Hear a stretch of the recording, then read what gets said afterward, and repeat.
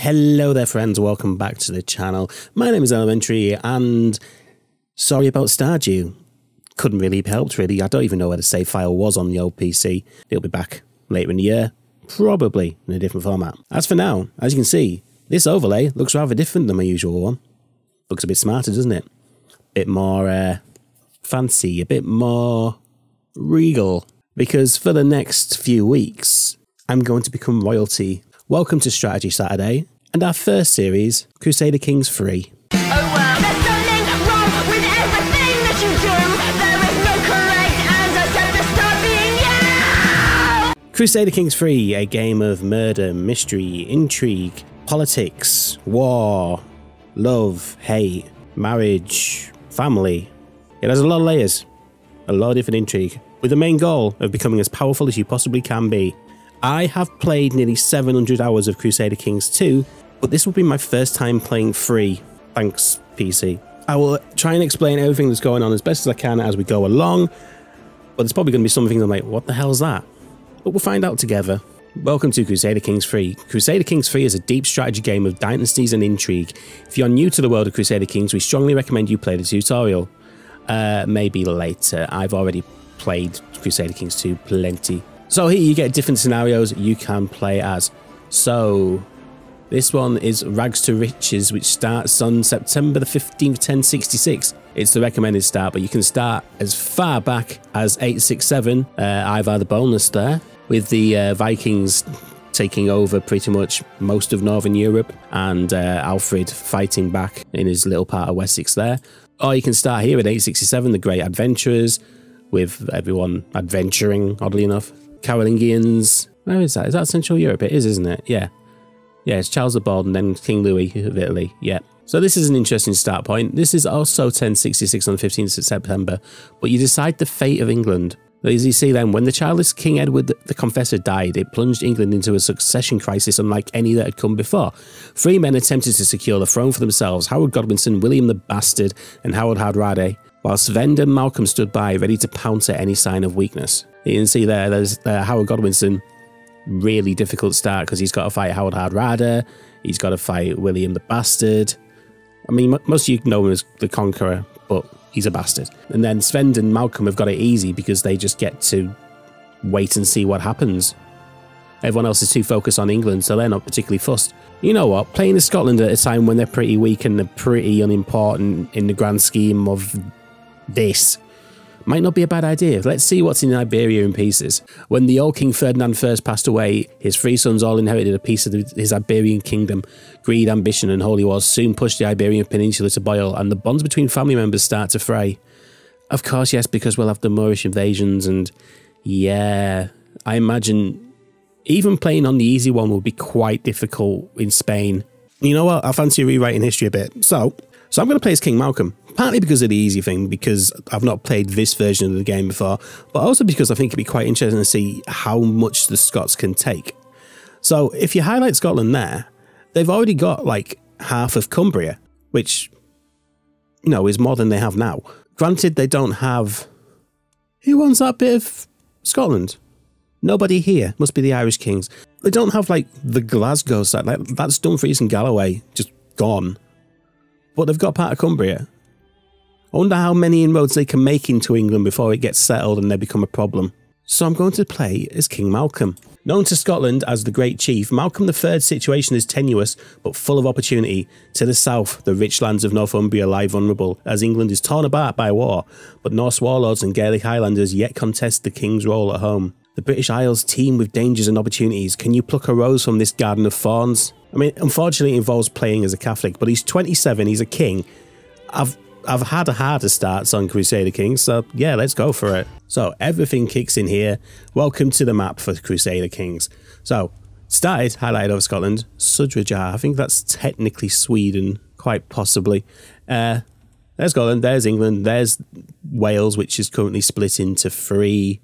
Ireland is not united at all. Brittany's been separated from France. There we go. That's the state of Spain. It's massively split into the Catholic side and the Islamic side. The Balearics are all Islamic as well. Holy Roman Empire is huge as always. This is almost exactly what the map was like in Europe in 1066. Paradox pride themselves on how historically accurate their games start. Like, by the time you're finished, it will look nothing like it's supposed to. But to start with, the accuracy is just phenomenal. And usually, if you've got a starter character, there's a Wikipedia page attached to them as well. Or at least there was in Crusader Kings 2. Definitely the people that you can start with are people from history, and you can look them up. So here's our King Malcolm III Canmore of Scotland. Could have sworn they said he was 27. Anyway, he's 35 apparently. This is me. I am the King of Scotland. I have 2,300 soldiers. The succession law is... I don't know what that partition is. Lots of new stuff for this. Things probably just were already in Crusader Kings 2 but have different names now. So we'll be succeeded by Prince Duncan. Prince Duncan is 6. He's a compassionate gambler at the age of 6. He's unmarried, which is probably for the best, and succeeded by a line of men. That's fine. Fine by me. It means there's going to be no contention over the crown. There's our brothers. We've got Donald the Fair. His brother, he's in Northamptonshire. What's his name? Malmo? Malmo is a magnanimous villain, and he is in Athol. And there's Earl Wolfiof Sewardson of Northamptonshire, who's my half-brother, and is unmarried in Northamptonshire. So maybe not looking ideal with the family, but these all parents are dead. Actually, they died quite young. I might not have much time left as Malcolm. That's concerning. Right, so this is your map, and this is your kingdom. All the different counties inside the kingdom. Let's have a look at Gary. That is my seat. Complete control. People don't hugely like me because I'm a foreign culture group. Oh, because it's Gaelic and I'm not Gaelic? Maybe. There's no holding in Crieff. Shall we make one? Can I afford to make one? No, I don't have enough gold to make one yet. That's fine. So, each county has things inside it. So, normally, there we go. We've got Banff, which is a castle holding, which is inside Buchan, and a vassal controls it. You control so much land, but you can't control everything everywhere, so you have to pass it off to vassals, who look after it for you and collect taxes and all that sort of thing. And hopefully, as long as you don't annoy them too much, will send troops to your aid when you need them. Up here is the things that are priority and require your attention. Let's go for this one first. The encyclopedia. Crusader Kings 3 has many concepts and terms that you can learn about. If you find yourself wondering about a game concept, you can open the encyclopedia. What's this one? Education. It looks as if your player here has no guardian. Without a proper education, you'll get poor skills and random traits. So I need to educate my child. So if it's a player heir, they must mean Duncan. You want to find the character who's knowledgeable in the field that you wish their ward to excel in. Duncan here has got reasonable traits for a 6-year-old. He's got good diplomacy. And his least one is the intrigue there. I will explain what everything does when we get to what they do. So we need to look for someone to educate Duncan in our court. It wants me to do it myself. Interesting. What's my... You know what, the intrigue wouldn't be great, but Malcolm's pretty good at everything else. That wouldn't be the worst idea. Who else have we got?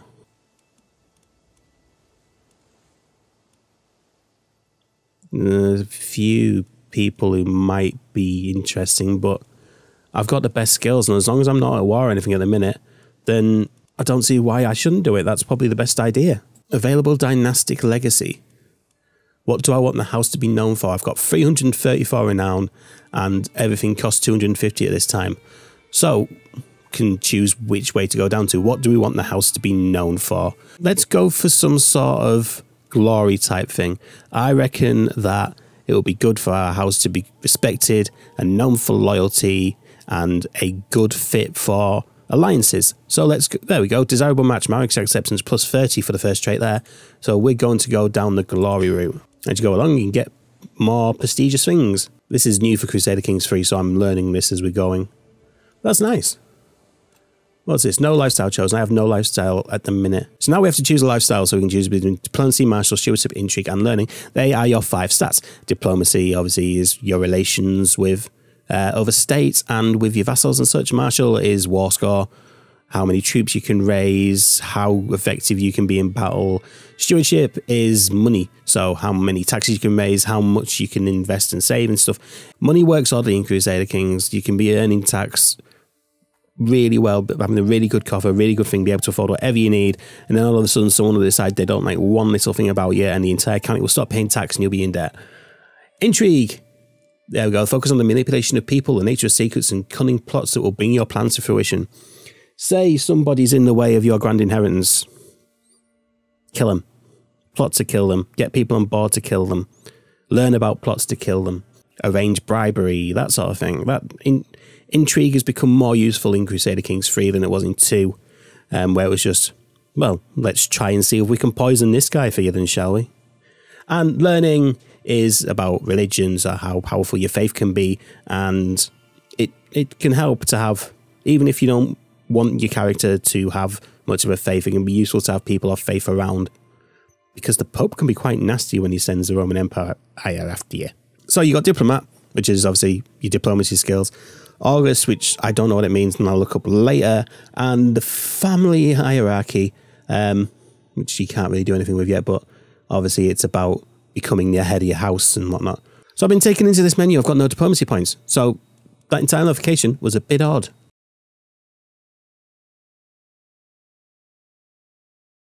How do I do? I'm going to choose the lifestyle focus. Oh, it's over here. Gotcha. Right. Lifestyle focus, foreign affairs focus, you can never have too many friends near or far. Majesty focus, regality flows from ritual, tradition and glory. Or family focus, even if we do not choose them, those closest to us are the most important. I'm probably going to take the majesty focus, because if we're trying to build the glory of the house, it would be best to be the most majestic at present. So let's go for that. Can you set one in everything? No, just one at a time. 7 unmet messages. Realm will lose land when vassal dies. So, Earl, whatever that says, of Teviotdale. Where is Teviotdale? Rulers that are not your vassals. Well, who's the heir to this place? In fact, I don't even know where this place is. Teviotdale. Right, yeah. That's him present. Where are you? Oh, you're part of England, are you? Interesting. Okay, we'll deal with that one in a bit. So we get a chance here to vassalize the petty King Gudrad Haraldsson of the Sudreyjar. He becomes a vassal and starts with normal taxes and normal levy. But if I drop into low, he will accept. He's not going to accept any of these, but he will accept the low obligations. So you know what? I'm going to offer him it. See what happens there. You can transfer Morma Synod of Buchan to... Why? Oh no, because Moray is ours. Anyway. And I get a truce for 10 years for giving him it. That's a good way of keeping peace, actually. Yep, truce for 10 years, and his opinion improves me for 10 years, and I don't lose him from the land, but I do lose him from my direct vassalship. Powerful vassal accepts a council position. Earl Malmor of Athol is my half-brother. Do I have any... What are you good at? You are good at learnings, but not that good. Do I have any advisor positions? Apparently not. So this is the council. The council are made up of powerful people who expect to have influence in the land. Don't necessarily have to. You can just pick who you want sometimes, but they will start getting restless and angry about it. So it's often best to just try and appease them. Now the problem with trying to appease you is that you're not very good at anything, but you would be a better steward than him, but he's also very powerful. I don't actually see much point in doing it. I think I'll just deal with you when it comes to it. So I've offered Gudrad's vassalship. If he doesn't take it, I do have a claim to go to war with him. That's fair enough. I can also go to war with the Isle of Man. You there, yes. You have 658 troops, which isn't a lot, no. So by the look of it, you don't have any friends, you don't have any alliances. So will you... No, you won't accept. Because of the distant realm. It's literally over the sea, mate, but okay. So, we're going to do this. Vastly outnumber them, have more gold, and it would get me the Isle of Man, which is quite actually a good strategic position. Because if you look, there's direct routes to it from Galloway, not quite from Ulster, but it's a good middle ground for you to base yourself on. Now, we're going to seize the moment in the Isle of Man. We're going to choose that as the thing. I gain a contested county if I win. Cost me 100 prestige, but that's fine because we've got 900 to deal with. And now we're going to declare war. Is time moving? Time is moving. Let's pause that then. We're in line to inherit lots of titles, but only third. I'll get the moment of Buchan if he dies, but we can deal with that later. You can negotiate alliances. Let's Yeah, let's have an alliance and thank you. About you, will you accept? You'll accept happily. Excellent, that's fine by me. Where is the military tab these days? So military tab over here, just going to raise all the armies. 2273. Sudradar has joined Scotland. Happy, happy days. And now my troops are going to march down there. Where is the... There used to be a thing in Crusader Kings 2 where you could choose your commanders and stuff, but at the minute I can't seem to find that. I'm looking for something I just don't think exists. They are going to march on the Isle of Man. And we're hopefully going to get our first bit of land. Oh, we've got an alliance. We've got 2 alliances. Excellent. Alliances with my brothers. Superb. And now I think they're going to come down and join me. You got my men marching down towards Galloway, which is now part of Scotland. That's useful. Maybe I could have taken it without force, but I fancied a fight to show you how fights work now. Fight happening down in England. That's interesting. Fight about to happen at the Isle of Man. There we go. There's what the battle screen looks like. Comfortably just eating into their morale and troops. And we take the victory. Now they're retreating. The war score is at 0%. Despite the fact I won a battle, probably because it wasn't worth very much. Does it tick on? Oh, it ticks on there now. That's gone on. Loyalty or fear? As their king, my vassals owe me their allegiance. My word is law. But how much is obedience without devotion worth? In times of crisis, a slow response or a half-hearted effort can lead to disaster. Can I afford such a risk? So there we got choices. I will win their unwavering loyalty, which will gain me stress because I'm arrogant, but will also gain me generous leads for 10 years. Fear is a far more effective tool. You gain 20 dread, and whoever that is gains the trait wounded and loses 20 opinion of me. Is that plus 1.2 a year? So he loses... Oh no, it goes up because I'm cruel. More important, meant to impress. And then King Harold II will gain 20 opinion of me for gaining respect. Let's do that one. That seems fairly positive. This army is here. We're now sieging down these forts. Just by standing on their territory, they start to siege down the area. This looks like it's going quite well at present. Oh, another battle going on. They came back. It's not ended too well for them. And now we're at 50% war score as well. Oh, we've got prisoners. The sinful archbishop exposed. Oh, I wonder what he did. What about you? Enemy combatants captured. I captured the steward of Mormagofrain of the Isle of Man and the chancellor. Oh, it's in court now. Oh, court physician. Yes, I'll have one of them. So it used to be that prisoners hid in the intrigue tab, but now they're in the court tab. So we've got here, we've got Lockeen, who's in prison for 11 days. So these two are in my prison, or technically in house arrest apparently, but they've got quite good opinions of me because I haven't killed them yet, I believe. So you can either ransom them to try and get money back for them, you can negotiate their release, or you can execute them. Now, no need to execute them. No need to execute them at all. But we can bring them back on my side. How good are you? What would be the point of that? You're a very good learner. You'd be very good to have in my court, yes. So let's offer you that. As for Flanagan, what's the point of you? You're very good at intrigue. What's my court intrigue at the minute? My intrigue's rubbish. You'd be very useful to have around. So yeah, I'm not going to kill everyone. Normally, I'd try and make money off them. But if they're going to be useful, I'm going to keep them. And I feel like people are going to be much more useful in Crusader Kings 3 than they have been before. That's another victory. We've seen to that, yes. What's going on here? You can call on your allies. Vassals expect council positions. Well, what are you good at? Oh, you are very good at the only other thing that anyone else is very good at. Of course you are. Would you be a better anything than anyone? No. Duke Patrick of Lothian is a vassal too, so that would be no use. Well, what's your opinion of me? You don't like me too much. I'm going to ignore that for the time being. I don't want to declare war with Norway. Donald Dunkeld needs a guardian. Is that because I'm no longer there? Yes, okay. What can we do here then? What's your stats at present? You're doing all right there. Maybe we give you a bit of a chance on the marshal and the stewardship side, and we'll send you to Dubvac. Yeah, we'll send that proposal. Let's keep seeing how this siege on the Isle of Man does. Deft diplomacy. My Chancellor Duke Cospatrick has worked hard to convince our neighbouring realms and vassals that the peace treaty I entered with Mormacinade of Buchan is flawed, illegitimate and unfair to me. I am once again free to declare war upon him as I please. That is superb. So if he decides he's going to try and, you know, disregard the truce, I'm perfectly within my rights to. That is superb. But at the minute, he's being a good little vassal. So, Locheen, you are now my courtier. You know what? You can just go into the court. Learning, you can be the court physician. That's superb, yeah. I never even thought of that. But yeah, high learning means good court physician. And now Flanagan's here. He is unmarried, but he's got good intrigue. And quite frankly, that is much more interesting than me. I don't care about Mama. There we go.